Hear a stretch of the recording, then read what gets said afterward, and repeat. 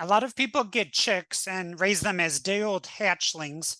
How Mhm. do you tell if a chicken is laying eggs? Their combs and their wattles will start getting nice and red when they get ready to start laying. That doesn't mean they are laying, it means they're getting ready to start laying.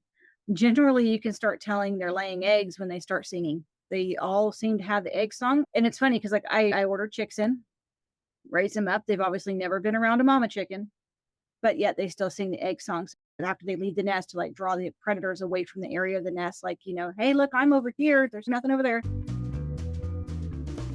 Welcome to the Mother Earth News and Friends podcast.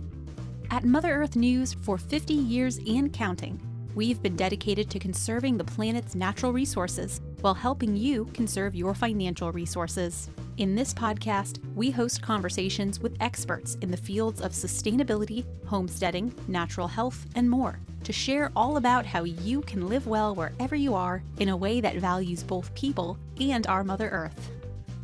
We'd like to thank our sponsor for this episode, Brinsea. That's BRINSEA, Chick Incubation Specialists. They've been focusing on egg incubator design continuously since 1976, resulting in egg incubators, chick brooders, and incubation accessories. They offer unparalleled practicality, reliability, superior hatch rates, and healthy chicks. Innovation you can trust.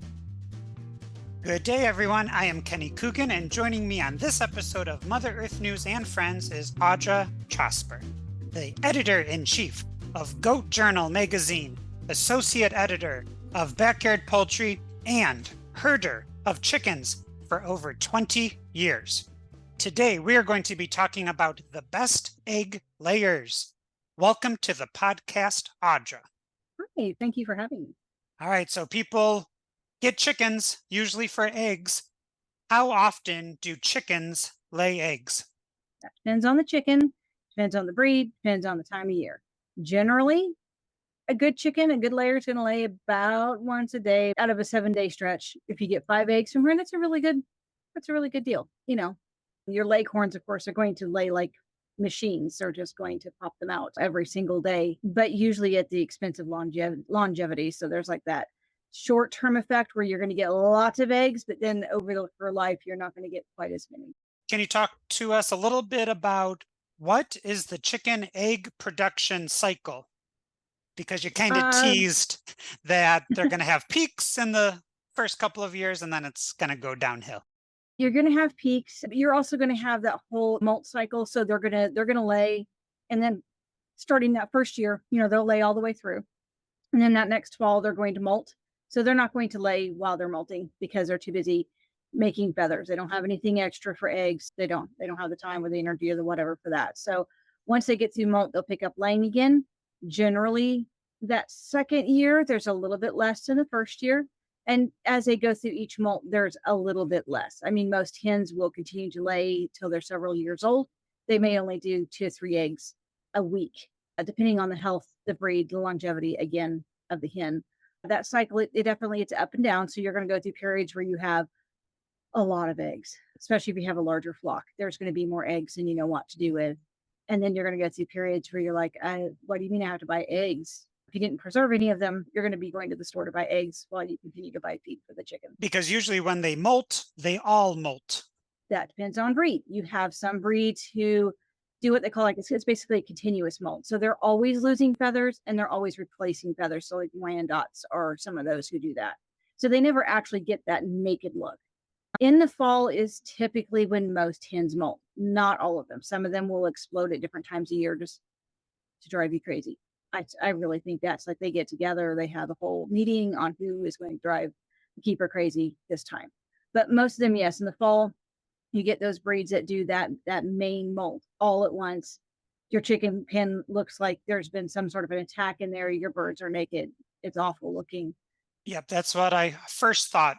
You open up the chicken coop one morning and you think there was a massacre because all the feathers are on the ground. Yep, there's just feathers there. It's like, oh, she exploded. Very good. So then of course, you get a food that's higher in protein, less in calcium. They're not laying, they don't need the extra calcium, but they do need the extra protein. Some people feed chick food, some people feed like a feather fixer or something along that line. So you get that really heavy dose of protein to really help them bring in the new feathers a little quicker. especially if they decide to wait until like late fall when certain areas are dropping down. We're going to get 20 degrees at night. And I'm like, oh, you decided now was a good time to ditch all the feathers. It's smart. So Some of these chicken breeds are very prolific, laying, on average, maybe 5 eggs a week. And you were saying earlier that sometimes when they get a little older, they might only lay 2 to 4 eggs a week. And that made me think of my neighbor who has a Americana or a Easter egger. That bird is like 12 years old and it lays 2 to 4 eggs a year. yes, when they get very old, they do get down to where they rarely lay any eggs at all. They will eventually go through what they call menopause, where they quit laying eggs altogether if they live that long. So depending again on the longevity of the breed, some of them are bred to go the distance, and some of them are not, unfortunately. And a lot of times they'll start having health problems and all kinds of things by the time they're 2 or 3 years old. But in that time, they lay bucket loads of eggs. And when my neighbor's elderly chicken does lay her 2 to 4 annual eggs, my neighbor gets very excited. Yes. Yeah. So it's like, oh, she laid again. Yeah. So it's fun. I've had them live up to about 13. And yeah, occasionally they lay an egg. Sometimes it's hard to tell, even if they're still laying, if you have other younger flock members and they don't lay like an Easter egg or whatever that will lay a certain color of an egg, it might be easier to tell. So if you have just your general brown layers and you have a lot of brown layers, you might not necessarily know she laid or not. But there are some hens who, for one reason or another, just they get retirement. So they just live out their entire lives. And whether they're laying or not, they get to fluff around doing their thing. We're talking about the chicken egg production cycle, and we talked about their lifespan and their egg lifespan. But can you talk about the day-to-day biology of how a chicken lays an egg? Usually they have several in their track at a time. So they're lined up in the track. And it depends on how many they are going to lay. But I have some hens that lay, it seems like, on the dot every morning. Like she's in the nest box every morning at this time. Not being a chicken, I don't know if they can choose that time or if it's just kind of oh, wait, this is the time the egg is coming. I don't really know how that works for them on that one. I have some hens, I have one that she waffles back and forth. Sometimes she likes to be in the morning, and other times she's wandering in the afternoon instead. So I don't know if that's just how her production goes, or again, if there's a choice in that, like, hey, yeah, sure, I like to lay in the morning or lay in the afternoon. I don't really know on that one. When I think of cartoons or old movies, they always depict the chickens laying in the morning. But Yeah, I've definitely no, seen chickens walking around the backyard and then they run to the nest box, or they'll just lay an egg right in the yard in the afternoon. sometimes they do. Yeah, sometimes they do. Like I said, I've got some dedicated morning layers, and I've got some that come in the afternoon. So it just depends on the chicken, and I'm not really sure if that's it doesn't seem to really be a breed thing, and I don't know if it's just how their particular production kicked in that time, or if I'm really not sure what dictates. Now I'm going to have to look and see if there's a study on what dictates what time of day they lay an egg. A lot of people get chicks and raise them as day-old hatchlings. How Mhm. do you tell if a chicken is laying eggs? Their combs and their wattles will start getting nice and red when they get ready to start laying. That doesn't mean they are laying, it means they're getting ready to start laying. Generally, you can start telling they're laying eggs when they start singing. They all seem to have the egg song. And it's funny because, like, I ordered chicks in, raise them up. They've obviously never been around a mama chicken, but yet they still sing the egg song. So I'm assuming that's an instinctual thing. I'm not sure. There's some disagreements on why. Like, some people think they do it after they leave the nest to like draw the predators away from the area of the nest. Like, hey, look, I'm over here. There's definitely no look over there, nothing over there. Um, Other times I think they're just really proud of the fact they laid an egg. Everybody else sometimes sings with her. She's like, oh, everybody's like, she laid an egg. I don't know if they're just very congratulatory of each other on that one. And then of course keep looking in the nest boxes as they go, because we had one hen, nice red wattles and comb, in and out of the chicken house for a good week before she actually laid. She'd go in there, she'd walk around. She actually sang the egg song a couple of times with no eggs. So it just took her a little bit to realize exactly what all was going on. So When I first think about how to identify what chickens are laying, I think about that bright red comb and wattle. And then when they are molting, they go back to a dull They're color. pale. Yeah, it's kind of a dull, yeah, pale color. 'Cause they're, yeah. I'm assuming it's just because they're like dedicating different resources. I'm guessing. But Then yeah, you can, it's interesting how that kind of comes and goes. It's like an indicator. same with chicken age, as they get a little older, those colors get a little more dull, and then you can see who's the freeloader and if you want to keep them as a pet or Yeah. And sometimes that, like, again, if she's laying a few eggs a year, maybe one egg a week, she might not be real brightly combed, but she might still be producing a little bit. And of course, she does have other uses. She's still going to eat bugs, help turn the garden soil, that kind of thing. So, she's not without use. It's a different one. So, we're going to take a quick break to hear a word from our sponsor. And when we return, we'll be focusing on choosing the best egg layers. Brinzy products are designed to be long-lasting and energy efficient. Their advanced series incubators and brooders feature the latest state-of-the-art digital control systems, providing instant readings of temperature and humidity to ensure successful hatches and healthy chicks. Check out Brinzy incubators and more at brinzy.com. That's www.brinsea.com. We're back with Audra discussing what makes a good egg layer. So Audra, what are some of the best egg laying chicken breeds? the best breeds depends on your goals as a chicken keeper. So, if you just want lots of eggs all the time, you're going to want to cycle out your chickens on a regular basis. And you're going to want to go with your sex link type breeds. So, like your red sex links, say if they're Isa Browns or Golden Comets or whatever, but they're all across, which means sex link means that they can tell as soon as they hatch whether they're a boy or girl. The female hens hatch a totally different color than the males. So it's real easy to sex them out and know what's what. You have your black stars, your black sex links, they're, your red sex links. You have your Ostra whites, which are a cross between the Australorps and Leghorns. So they lay a lot of eggs. And then, of course, you have Leghorns. Leghorns, like I said, are a machine. And but there's also tend to burn out faster. So you're looking at a hen whose longevity is roughly about 3, maybe 4 years if you're lucky. They just don't. It's like they give everything to all of those eggs, and they just don't last as long generally. Some do, not all of them. Obviously, I had Lucy. She was a black sex link. She lived to be like 12 and occasionally laid still, but she's kind of an outlier. Then you have your heritage breeds, your Australorps, Plymouth Rocks, Rhode Island Reds, really good breeds, solid egg laying. If you're looking for good mothers to go with your layers, bantams. Bantams will hatch anything. You can put literally any egg. It doesn't matter. You can probably put an ostrich egg under her and she will hatch that thing, or she'll try anyway. Speckled Sussex, really good mothers. Swedish flower hens, some of the best mothers. So those are some of your breeds. We do have, if you go to backyardpoultry.com, you can find a lot of articles on the various breeds. If you're hot weather, cold weather, that's another thing. People who live in the South are going to need different kind of breeds than what's in the North. Like I would really love to have the Chanticleers. They're a Canadian breed. They were actually bred for the cold Canadian winters, but they do not do well in heat. And in Kansas, we swing because where I am, from really, really cold winters, we can get down to below zero in the winter and stuff, no problem. But in the summer, we're also going to go up over 100. So we're kind of the land of extremes. And unfortunately, they do not handle the heat well enough, at least from what I've read. I didn't want to risk it. To me, it's not fair to the bird. So you're going to want a lighter weight bird if you're in the South.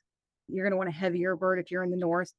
Some of them have feathers on their legs. That can be good or bad. If you live in a cold, dry area, that's great. If you live in a cold, wet area, those feathered legs are actually more of a liability than a help because the feathers get wet and prevent the legs from really staying warm or anything. So it all depends on your goals as a breeder or sort of chicken herder, keeper, whatever you want to call us. So your goals there, what you want out of them, and then your location where you live. And it depends on and what you're looking for. Like I said, if you want longevity, you want a heritage breed. If you want a lot of short-term eggs, and a lot of people combine the two, so you get a little bit of both out of your flock, which is what I have. I don't think it was you, but I think I remember who it was. It was Jeanette Behringer from the Livestock Conservancy. She was making fun of my naked neck chickens. She said she would never own one. And I loved my naked necks, and they were very good egg layers because I'm in Florida. And in addition to not having feathers on their neck, they also have a roughly about half the amount of feathers as a quote everywhere. typical chicken. Yeah, everywhere.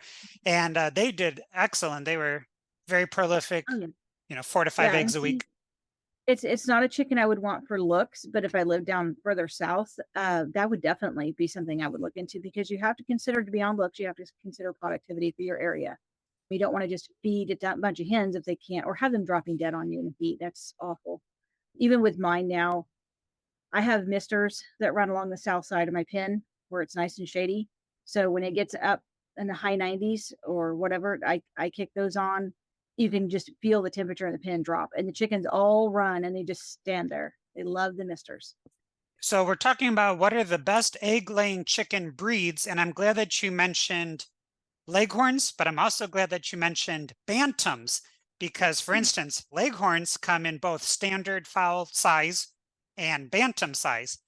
And while they're both, or lots of chickens breeds are laying lots of eggs, if you get Bantams, you're going to be getting tiny little eggs. Yes, you are. Little eggs. I've never kept bantams simply for that reason. A lot of people do, but I have limited space. So for me, I have to make sure that what I'm keeping is going, doing what I need it to do.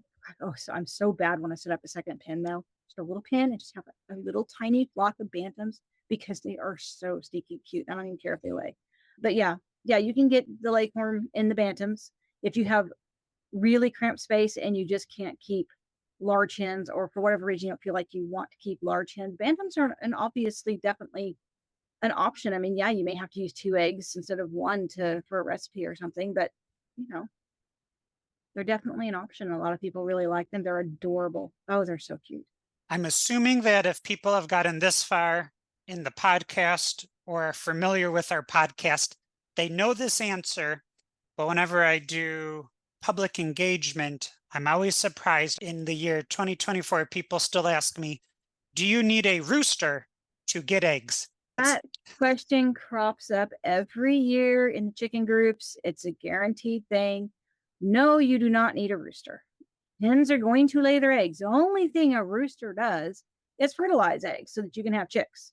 He has nothing to do with the production of eggs any more than the tomcat has to do with the female cat going into heat or any of the other reproductive processes that happen.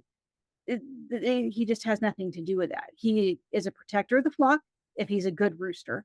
Some of them can be very hard on the hens, especially if you have an enclosed area, so you have to be careful. But yeah, they can be really good for protecting your flock, watching out for them. They can break up fights between the hens. They like to go, they find treats, they'll call up the hens, hey, look, I found something, and they'll all run over and, get it. So there are places for him in the flock, but it's not in the egg making area. You don't need him. He doesn't have any, you know. Yeah, so those sex links chicken breeds are good because then you can just say, I only want females, and it's easy. It's the appeal. It's why a lot of people go with them. And you order red sex links of any kind, you order black sex links of any kind. When they send you the female chicks, you know you got female chicks because they're going to be the darker colored ones. The male chicks are going to be a nice, fluffy, like yellow color generally. So if you got one of them in there, you got a male chick. So yeah, those are really easy. You definitely don't have the issue with the random rooster showing up in the flock. So but then Or, you have to decide what you're going to do with. yeah, or getting half of your chicks turn out to be roosters. That seems to happen with the feed stores. I know the running joke in chicken groups and stuff is when they say, what do they do with all the roosters that are born at the hatcheries? Everybody says they ship them to the feed stores. So yeah, I don't buy from feed stores because usually if you get straight run, especially, most of those are probably going to be roosters. It's And if you're not, butchering them out, it doesn't really matter. But y- you know, yeah, it's not 50-50 like you would think a straight run is. no. That's because I almost think it has to be because so many people are ordering female chicks only from the hatcheries. They are going to have, this is what they're going to have left. They're offering straight run. This is what they have. And for some people, it doesn't matter. depending on what their use is for, doesn't really matter. And even then, sometimes now I did get lucky because I got 3 lavender Orpingtons from the feed store this year. They were supposed to be hens only, and all 3 of them are hens. One of them has issues, but she seems healthy and happy, so I let her be. But she's a strange looking chicken. She's not put together right. The other 2 are perfect, but the one is just, I've never seen a chicken look quite like that. It's interesting. I'll have to get a picture of her. So we're talking about the best egg-laying chicken breeds, and you listed a Mhm. lot of them, but is Yeah. there a chicken breed that stands out for laying the most eggs? So Or that'd be the Leghorn, hands down, unless you're going with one of the sex links. From what I understand, Ostra Whites really produce the eggs. I actually have 3 of those in my flock this year. I decided to try them. I wanted to see how they do. And they were my first layers. So they laid at 16 weeks, 15 weeks. I mean, leagues before anybody else started. They were already starting. So that's kind of a good sign as far as I'm concerned. As for a heavy layer, we'll see how they go. They're also very pretty hen. So it's kind of nice when you can get the pretty and the production at the Yeah. same time. So we'll see how that goes. Like I said, for me, this is a test. I've never had them before, so we'll see how they go. But the reports I've read are that they lay really well. my Australorps, my Mhm. black Australorps were very prolific. Yes, Australorps rank right up there, which is why I think the Austral Whites do so well, is because they are a cross between the Leghorn and the Australorp. So you've got those 2 powerhouses in their heritage. So And speaking of those breeds, listeners would like to know what kind of chickens lay brown eggs? oh, lots of them actually. Well, your Australorps, your Plymouth Rocks, your Rhode Island Reds, your black sex links, your red sex links, they all lay your brown eggs. Your Leghorns, your Austral Whites, they lay white eggs. Well, actually, the Austral White's a cream egg. It's not white; it's cream. But yeah, there's so many that lay brown eggs. It almost seems like there's more that lay, at least in the standard chickens, that lay brown eggs than that do white eggs. We just see people see white eggs at the supermarket so much because Leghorns are used in commercial hatcher or layer facilities for the most part because of the amount and the size of egg that they lay. And then those cuckoo Morans lay beautiful chocolate Okay, brown so eggs. the Morans in general, and it does have an S on the end for anybody who's new to this. Morans, you don't just say a Moran chicken; they are a Morans at all times, whether you're talking about 1 or 2, you know. And they come in. There's cuckoo Morans. There's the black Morans. I have a Splash Morans in my flock. She's so pretty. And then I have 2 of the Wheaton Morans in my flock, and I really like them. And yes, they all lay dark brown legs. If I remember right, though, the black copper, French black copper Morans or whatever that is, lays the darkest of them from what I've read. I've not had a ton of Morans, so this is kind of my first time. I've had cuckoo Morans in the past, and they did lay dark. But keep in mind, they lay dark at the beginning. Their eggs usually get progressively lighter as they go through that egg laying cycle, and then once they molt and start laying again, the eggs are darker again. So people keep that in mind. Other than having a really pretty Instagram post of having a rainbow of eggs in a basket, hopefully listeners know that all the eggs taste the same. They do. But are there any benefits that you can think of other than looks? I'm thinking that if you're going to resell them, it might be nice to offer a Well, dozen multicolored eggs. yeah, but that's where looks come in. There's no actual nutritional benefit or flavor benefit to the eggs. It's your resell. It's all about the looks. It's just the pretty. You can have anything from blue, green, pink, your tans all the way up to your dark browns.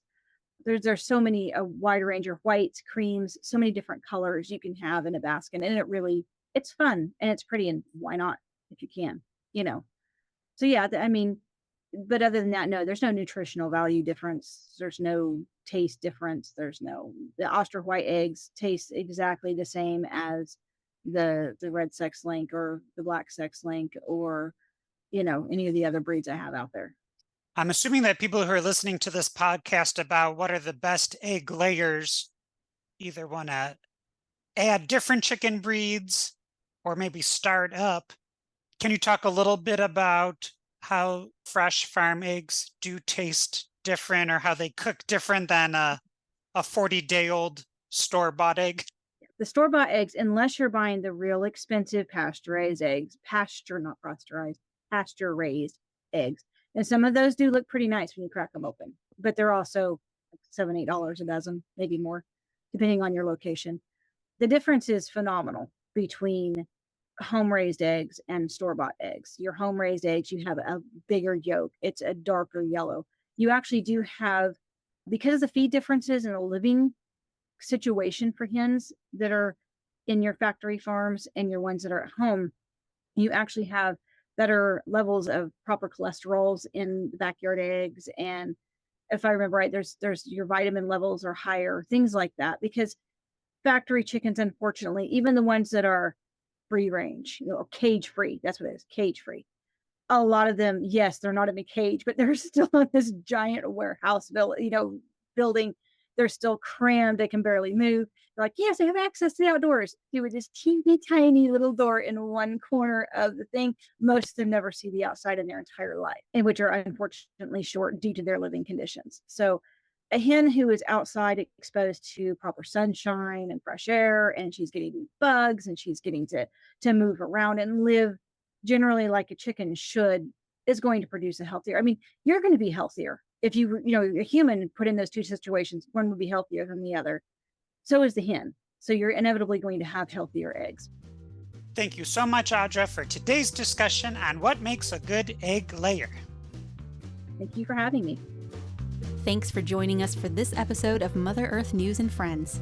To listen to more podcasts and get connected on our social media, visit motherearthnews.com/podcast. You can also email us at podcast@ogdenpubs.com with any questions or suggestions. Our podcast production team includes Jessica Anderson, Kenny Coogan, and Alyssa Warner. Music for this episode is Hustle by Kevin MacLeod. The Mother Earth News and Friends podcast is a production of Ogden Publications. Thanks again to Brinzy, our sponsor for this Mother Earth News and Friends podcast episode. You too can experience the Brinzy difference and maximize your hatch rates with Brinzy incubators that monitor temperature and humidity and are made of antimicrobial materials. Brinzy ships worldwide and provides stellar customer support to answer all your questions. Hatch your chicks with Brinzy, the leader in innovative incubation research. Learn more at brinzy.com. Again, that's www.brinsea.com. Until next time, don't forget to love your mother.